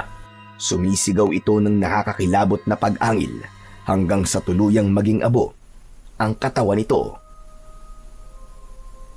Sinasabi ko na nga ba at may kapangyarihan kang pumatay ng mga katulad namin. Ikaw ang totoong nanghawa sa akin, hayop ka. Mamatay ka. Pagbabayaran mo ang ginawa mo kay Pedro. Walang kasalanan si Mang Ebreo. May ibang gumawa niya sa inyo, maniwala ka! Hanggang dito ba naman? Kinakampihan mo pa rin ang matandang palaboy na yan. Huwag kang maniwala sa kanya, Ariston. Siya ang totoong kalaban dito. Nagkakamali ka, Drigo. May iba pang may pakana sa pagiging aswang mo. Ako rin. Isa na rin akong aswang ngayon. Kaya masasabi kong wala siyang kasalanan sa mga nangyayari sa atin. Maniwala ka! Hindi ako tanga. Kaya magsama kayo. Kayong dalawa ang papatayin ko. Mabilis at malalaki ang hakbang ni Drigo na sinugod nito si Ariston. Ngunit biglang lumiwanag ang mga mata ni Ariston. Bumalik ang pagiging halimaw niya. Ramdam niya ang lakas ng kapangyarihan na dumadaloy sa kanyang katawan. Sinalubong niya ang pagsugod ni Drigo sa kanya. Nagpambuno silang dalawa at maririnig ang ingay ng kanilang mga pag-angil. Ang kwintas na nakasabit sa leeg ni Ariston ay bigla na lamang nagliyab. Sa isang mabilis na galaw, inundayan niya ng itak si Drigo. Bumaon ng talim sa sugat nito at mula sa loob ng katawan ni Drigo, sumabog ang malakas na kulay pulang liwanag. Ang halimaw ay bumagsak sa lupa. Nagkikikisay ang katawan na parabang nalalaso nito. Pagkalipas ng ilang sandali, nasunog ang katawan nito hanggang sa wala nang natirang bakas, kundi abo na lamang na kumalat sa hangin. Humihingal na natigilan si Ariston. Nanlalaki ang mga mata sa nangyari. Doon niya nalaman na ang kapangyarihang nananalaytay sa kanyang mga ugat ay hindi sumpa, kundi isang sandata na magagamit niya laban sa kasamaan. Samantalang si Mang Embryo naman ay nakatitig sa kanya at seryosong nagsalita. Ngayon alam mo na, Ariston. Sila ang totoong kalaban. Hindi ako makapaniwala na isa kayong manunugis ng aswang. Nagkuunwari lang pala kayong palaboy para hanapin ang mga halimaw na nabiktima ng mambabarang. Tsaka, bigla ko po naalala. Nang hapon po na sinundan ko kayo, napansin ko po na naglalagay kayo ng marka sa labas ng pintuan ng mga taong mabait at naging masama sa inyo. Dahil pagsapit ng kulay pulang buwan, lahat ng may marka ng X, tatawagin sila ng kanilang pinuno para masaksiyan ang pagsanib ng kapangyarihan ng kulay pulang buwan sa katawan ng napili nilang Supreno bilang isang ganap na pinakamalakas na aswang. At ikaw yun, Ariston. Ikaw ang gagawin niyang Supremo. Aba, teka sandali lang po. Paano pong ako? Paano po nangyari yun? Sapagkat ikaw ang pinili ng pinuno. Mahirap malaman kung sino ang totoo nating kalaban. Ngunit hindi magtatagal ay lalantad siya sa oras na magsagawa na siya ng ritual para sa'yo. Kung ganun, may posibilidad din po na mapahamak po si Lolo Castor, ganun ho ba? Oo, lahat ng malapit sa'yo. Baka nga siya pa ang gamiting pain laban sa'yo. Kaya hanggat maaari, huwag ka munang lumapit sa lolo mo. Baka madamay siya sa mangyayari sa'yo. Kailan po ba lalabas ang kulay pulang buwan? Bukas ng hating gabi, lalabas ang kulay pulang buwan. Yun ang dahilan kung bakit nagpakita ako sa'yo. Dahil gusto kitang balaan. Sa oras na masinagang ka ng kulay pulang buwan, mag-ahari ang kadiliman sa puso mo. Wala kang maaalala at susundin mo lahat ang mga iuutos sa'yo ng taong gumawa sa'yo ng pagiging aswang. Diyos ko, ano pong gagawin ko? Ayoko pong maging aswang. Wala kang ibang gagawin kundi isipin ang kabutihan sa puso mo. Dahil sarili mong isip ang magiging kalaban mo. Ngunit sa oras na may maalala kang kabutihan sa puso mo, babalik ka sa dating katinuan at ikaw mismo ang papatay sa mambabarang na aswang na bangkilan. Bumundol ang kaba sa dibdib ni Ariston nang mahaplos niya ang palawit ng kwintas.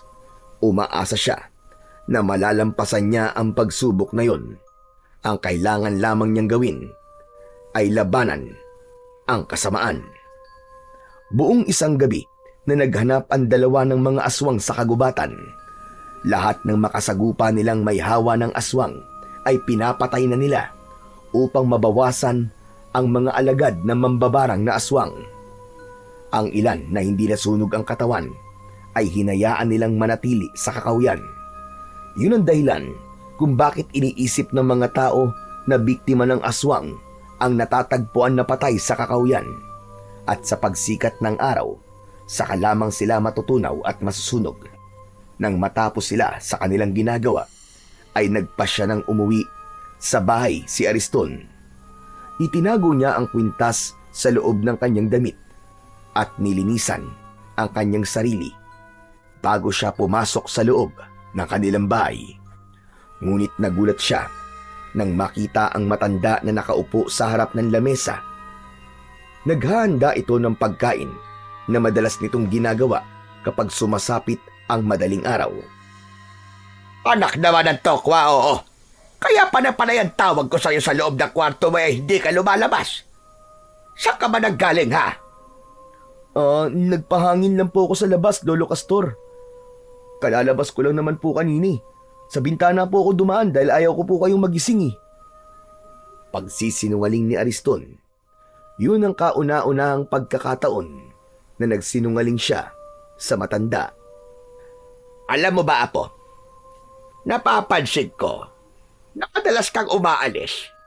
Kapag pinupunta naman kita sa tubuan, wala ka naman doon. Teka ga, saan ka ba talaga nagpupunta, ha?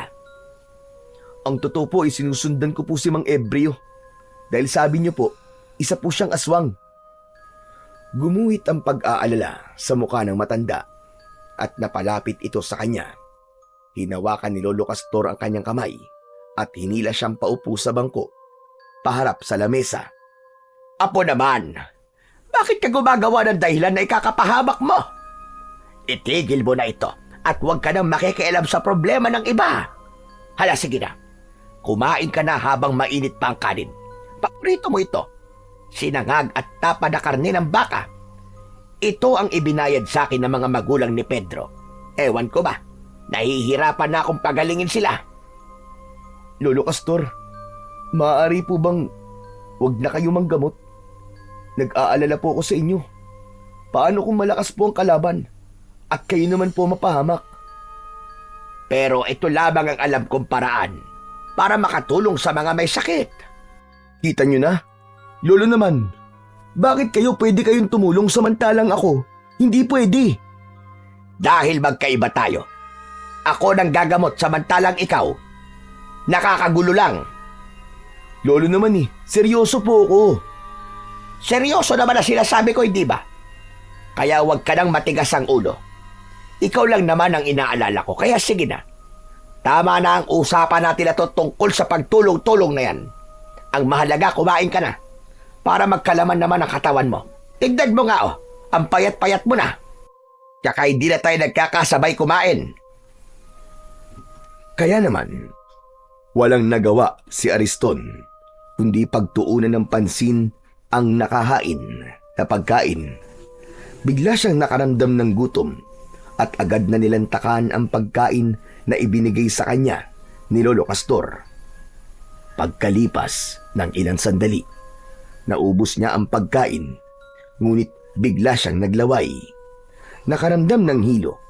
Sumulyap siya kay Lolo Castor. Ngumiti ito at nagsalita. Sige lang, Apo. Matulog ka muna. Hindi ka rin naman makakagala ngayon dahil masasaktan ka sa sinagdag araw. Yun ang huling salita na narinig ni Ariston mula sa matanda bago siya tuluyan na napalugmok sa lamesa. Nandilim ang kanyang paningin at agad na nawalan ng malay. Nagising na lamang ang natutulog na diwa ni Ariston sa mainit na pakiramdam sa paligid, pati na ang malakas na bulong ng mga taong nasa paligid niya. Unti-unti siyang nagmulat ng kanyang mga mata. Ang una niyang nasilayan ay ang mapula at naglalagablab na siga sa gitna ng isang malawak na damuhan. Ang liwanag nito ay sumasalamin sa maitim na kalangitan. Nakapalibot sa apoy ang mga lalaking nakasuot ng itim na balabal. Mahigpit ang pagkakatakip ng kanilang mga hood, kaya't tanging kumikislap na mga mata lamang ang kanyang naaaninag mula sa mga ito. At sa kanyang harapan, nakatalikod ang isang matandang lalaki. Nakataas ang dalawang kamay, parang nagsasambit ng kung ano-anong kakaibang orasyon. Ang tinig ay paos, ngunit palakas ng palakas. Bumibigkas ng mga salitang hindi mawari, mga sinaunang bersikulo na hindi banal, kundi salitang may kinalaman sa kadiliman. Maya-maya pa ay nagsalita ng Tagalog ang matanda. Sa ngalan ng dilim, sa ngalan ng kadiliman, sa kapangyarihan ng dugo, sa ilaw ng buwan, isilang ang bago naming kasangkapang magdadala ng lakas sa aming kapangyarihan. O katas-tasang hari ng kadiliman, dinggin mo ang aking dalangin. Ang aking alagad ay palakasin. Saniban mo siya ng iyong kapangyarihan at pagkalooban mo ng buhay na walang hanggan. Hindi siya maaaring magkamali Si Lolo Castor ang nasa harapan niya habang ito ay nagsasambit ng mga salita. Ang mga nilalang na nakapalibot ay sabay-sabay na nag-usal din ng dasal. Mabagal sa simula, para bang bulong na umiikot sa hangin. Ngunit unti-unti itong lumalakas na tila ugong ng kulog. Ang kanilang mga tinig ay nagmistulang alon na paulit-ulit na bumabalot sa pandinig ng binatang si Ariston. Pinaparamdam sa kanya ang bigat ng ritual na isinasagawa ng mga kampon ng kadiliman. Sinubukan niyang igalaw ang kanyang mga kamay, ngunit agad niyang naramdaman ang hapdi. Ang kanyang mga pulsuan ay mahigpit na nakatali sa likod ng poste. Ang mga hibla ng lubid ay bumaon na sa kanyang balat. Mula sa pagkakasugat ay dumaloy ang manipis na dugong tumutulo, naghalo sa pawis na kumakapit sa kanyang balat. Ang paligid ng sugat ay namamagana at nanlalagkit, para bang sinasadya ng lubid na pahirapan ang kanyang bawat galaw. Ramdam na ramdam ni Ariston ng mga sandaling yun ang mabilis na tibok ng kanyang puso. Hindi lamang dahil sa sakit ng kanyang sugat, kundi dahil sa labis na galit. Ngayon ay alam na niya kung sino ang totoong kalaban at buong katotohanan. Naramdaman ni Lolo Castor ang pagpupumiglas ni Ariston, kaya naman humarap ito sa kanya. Huwag mo na subukan makawala sa pagkakagapos ng lubid, apo ko.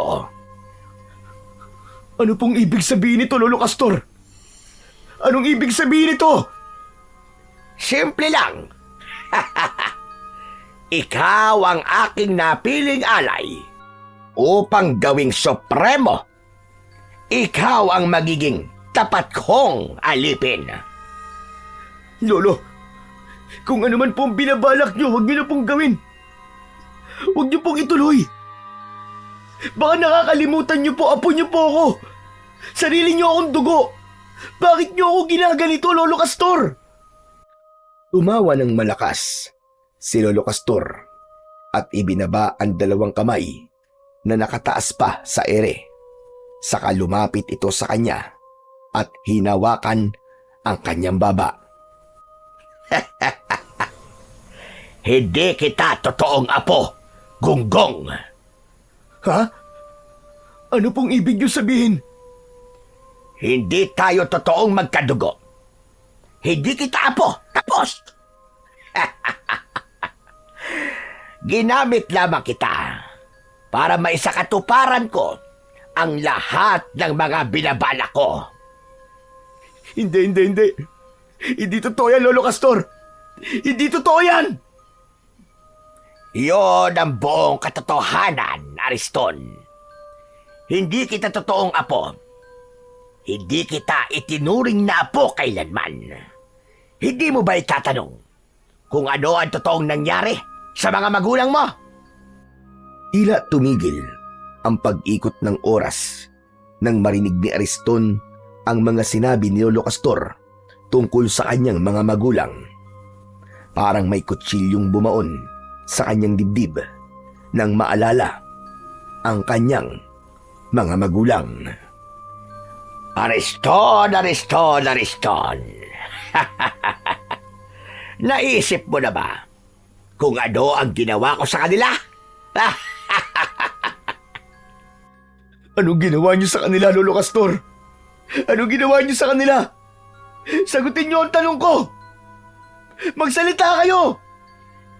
Pinatay ko sila para makuha ka. Ikaw ang napili kong magdadala sa aking mutya na ibinaon ko na sa balikat mo. Inalagaan kita ng ritual at orasyon. Pero ngayon, ito na ang pinakahinihintay kong sandali. ang kukumpleto sa ritual ko. Hayop ka! Sa tunog pa lang ng tawa mo, demonyo ka! Demonyo! Alagad ng Diablo! Wala kayong kasing sama. Tinuring ko kayong lolo. Minahal ko kayo. Minahal ko kayo ng gusto. Paano nyo nagawa to sa akin? Hayop ka! Hayop! Hayop! Walang ibang mahalaga sa akin, kundi ang matupad ang pangarap ko na masakop ang buong daigdig. Para lahat kayo ay susunod na sa akin bilang mga alagad ko. Ngunit mangyayari lamang yon kapag nagawa ko na ang pagpapasanib ng kulay pulang buwan sa katawan mo. Kasunod ng nakakakilabot na pagtawa ni Lolo Castor, bumalot ang itim na ulap sa buwan. Bahagyang dumilim, ngunit ang unti-unting pagpula ng buwan ay dahan-dahan nang nasisilayan. Mistula yung aninong pula na tumatakip sa buwan. Kasabay naman ng pagbabagong anyo ng matanda na si Lolo Castor, ang pinuno ng mga mambabarang na aswang, kasama ng mga alagad nitong sumasabay sa pagtawa ng kanilang pinuno. Lumantad ang dahan-dahan nilang pagpapalit ng anyo habang nakatingala sa langit. Mula sa balat ng mga ito, tumubo ang maiitim at matutulis na balahibo na animo ay mga alambre. Kumikislap sa liwanag ng siga.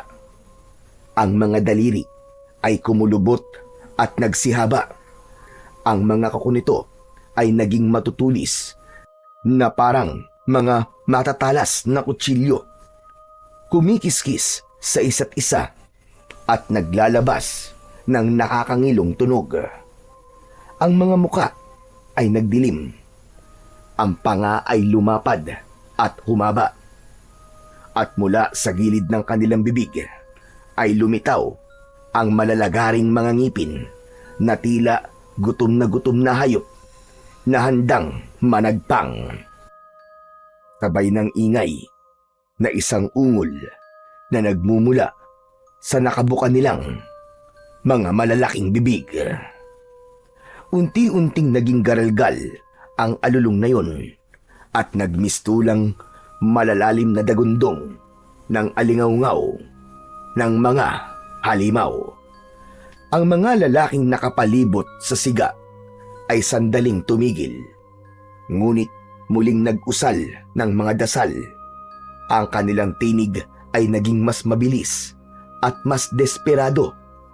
Umalingasaw din sa hangin ang nakakasulasok na amoy na parabang nabubulok na laman ng tao. Hindi maiwasan ni Ariston ang hindi malungkot sa nakikitang pagbabago sa kanyang lolo na matagal niyang nakasama at minahal. Umagos ang masaganang luha mula sa kanyang mga mata dahil sa nangyari sa kanyang mga magulang. Ang pagmamahal niya sa matanda ay napalitan ng matinding galit, puot at pagkasuklam na tila bulkan ng sasabog. Hayop ka! Pakawalan mo ako! Pakawalan mo ako dito, demonyo ka! Isa kang halimaw na hindi na dapat binubuhay! Demonyo ka! Demonyo! Hindi kayo magtatagumpay sa mga binabalak nyo! Tandaan nyo yan! Pag nakawala ako dito, papatayin kita! Tatagtanin kita ng pinong-pino! Umalingaw-ngaw ang galit na boses ni Ariston. Ngunit hindi pa man nakakasagot si Lolo Castor. Nagsimulang pumula ang kulay ng paligid. Biglang sumilip ang kulay pulang buwan mula sa ulap. Ang liwanag nito ay tumama ng diretso sa katawan ni Ariston. Para bang kuryente yon na binalot ang buong katawan ng binata. At sa isang iglap, naramdaman ni Ariston ang walang kasing sakit na pagtama ng kung anong bagay sa kanyang dibdib. Naglaho ang kanyang galit at napalitan ng tila pagkalimot sa kanyang katauhan. Ang kanyang balat ay tila nagningning na para bang kumikislap na bakal. Bawat hibla ng damit ay nagliyab ng bagya at napunit. Nagkalasog-lasog sa lakas ng enerhiya. Ang mga ugat sa kanyang mga braso ay nagpakita. Kumikislap sa ilalim ng balat na para bang may dumadaloy na baga. Nang umpisang umihip ang malamig na hangin, ang lupa sa ilalim ng kanyang mga paa ay bagyang yumanig at ang mga damo ay gumalaw.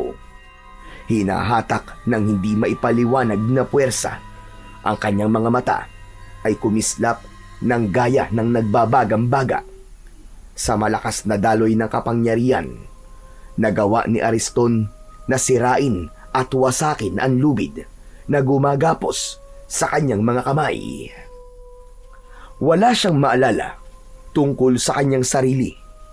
Wala siyang ibang nakikita kundi ang matandang aswang na inuutusan siyang tumayo. Sige! Tumayo ka lang, aking mahal na apo. Tuparin mo ang bawat kahilingan ko. Sumalakay ka sa buong baryo. Patayin mo silang lahat. At wala kang ititirang buhay ni isa sa kanila. Masusunod po, mahal kong lolo. Ang kilos at anyo ni Ariston ay nagmistulang nag-ibang nilalang. Wala na sa katinuan at walang naaalalang kabutihan sa puso. Ang naaalala niya ay kung paanong pinatay ng taong bayan ang kanyang mga magulang. Kaya naman, bumalot ang galit sa kanyang dibdib. Sige, ipagiganti mo ang mga nangyari sa mga magulang mo, apo ko. Ipagiganti mo! Manasanang maglalakad si Ariston para sundin ang utos ni Lolo Castor nang biglang dumating si Mang Ebreo. Dala ang pang-spray ng lason sa tubo. Naamoy kagad ni Ariston ang bawang sa kagamitan na hawak ni Mang Ebreo. Ariston, gumising ka! Siya ang totoong kalaban! Huwag kang sumunod sa utos niya! Gumising ka, iyo! Huwag kang maniwala sa kanya, apo. Siya ang tunay na pumatay sa mga magulang mo. Naguguluhan na nagpalipat-lipat ng tingin si Ariston sa dalawa. Wala siyang maalala at hindi niya naiintindihan ang mga sinasabi ng mga ito. Sa kanyang nalilitong isip, nahawakan niya ang kwintas. Tila may puwersang nagpapaalala sa kanya ng konting eksena na natatandaan niya. Nakita niya sa kanyang alaala si Mang Ebreo habang nakikipaglaban ito sa mga halimaw, pati na ang mga ibinili nito sa kanya. Kasabay nito, lumiwanag ang kanyang mga mata. Sino ba talaga nagsasabi sa inyo ng totoo? Sino? Ako, Ariston! Ako ang nagsasabi! Nangako ka na hindi ka magpapasanib sa kasamaan! Ako ang paniwalaan mo, apo. Ako nagsasabi sa iyo ng totoo. Patayin mo ang lalaki niyan dahil siyang pumatay sa mga magulang mo. Kalokohan! Hindi ko pinatay ang mga magulang mo, Ariston! Dahil ako ang tunay mong ama! Siya ang totoong pumatay sa pamilya ko! Sa nanay mo! Malinaw na ngayon ang lahat sa akin! Siya ang pumatay sa pamilya natin, Ariston! Pagkatapos nun, umikot ang mga alagad ni Lolo Castor sa binata at umatake ang mga ito kay Mang Ebreo. Pinisprayan naman ni Mang Ebreo ang mga kalaban. Binunot nito ang itak at gamit ang kwintas, kinalaban ng lalaki ang mga aswang. Saka lang may naalala si Ariston sa pagbalot ng malakas na enerhiya sa kanyang katawan. Naalala niya ang lahat. Naghari sa kanyang dibdib ang katotohanan.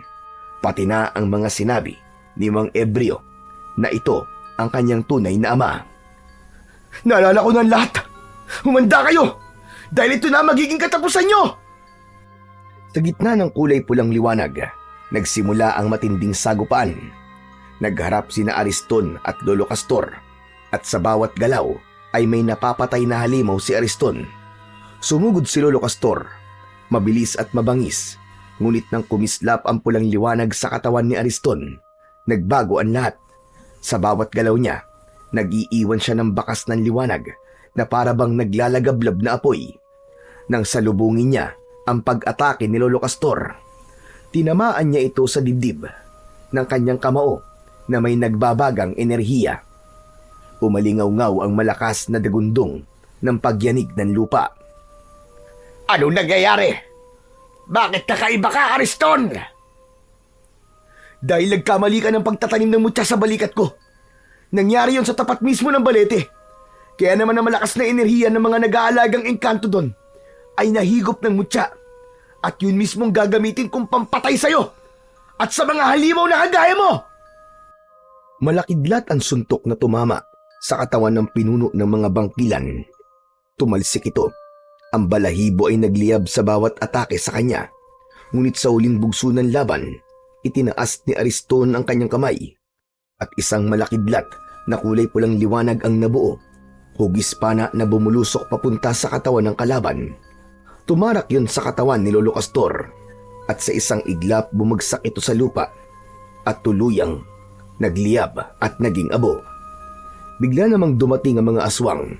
Si Mang Ebreo ay mabilis na kumilos. Itinaas nito ang pang-spray na bawang. Nagliyab ang kanilang mga balat bago sila isa-isang naging abo na tinangay ng hangin.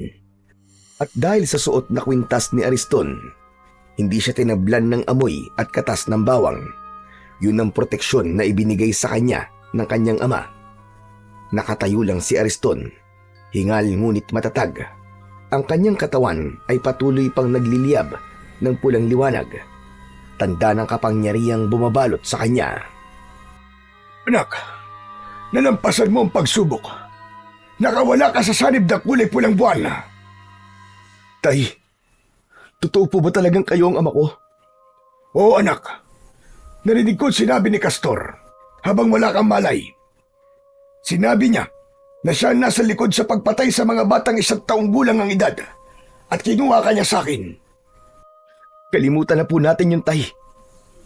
Ang mahalaga ay magkasama na po tayo ngayon at bubuo po ulit tayo ng panibagong bukas na puno ng pagmamahal at kapayapaan. Ang kwento ni Ariston ay isang makapangyarihang paalala na kahit balot ng dilim at kasamaan ang ating pagkatao, palaging may puwang para sa kabutihan. May hawa man si Ariston at nagsimulang kumilos sa katauhan ng isang aswang. Hindi niya hinayaang lamunin siya ng gutom at galit na dala ng sumpa. Hindi na naig ang kasamaan sa kanyang puso. Sa halip, ginamit niya ang kanyang kapangyarihan upang protektahan ang buong baryo at ang kanyang ama. Ang kanyang kabutihan, gaano man kaliit o kahina, ay may kakayang manaig laban sa puwersa ng kasamaan.